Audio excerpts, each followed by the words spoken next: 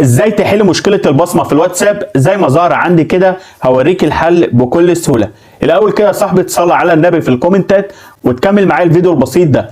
زي ما انت شايف كده بحاول ادخل على الواتساب بتاعي، مش راضي يسجل بالبصمه بتاعتي، تمام؟ فبدات اعمل ايه علشان ما احذفش تطبيق الواتساب، لان لو حذفت تطبيق الواتساب ومش عامل بيك اب او ان انا ناسخ كل البيانات بتاعتي، فبالتالي كل حاجه على الواتساب هتتحذف.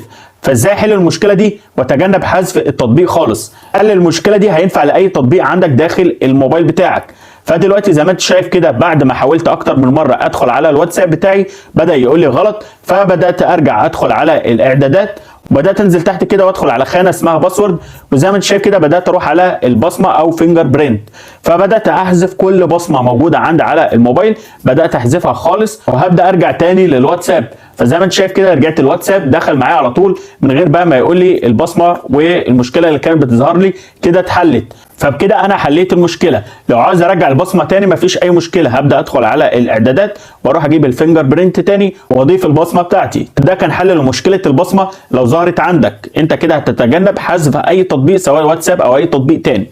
فيا ريت لو الفيديو عجبك ما تنساش تعمل لايك وتعمل متابعه علشان لو في اي جديد يجي لك على طول. والسلام عليكم ورحمه الله وبركاته.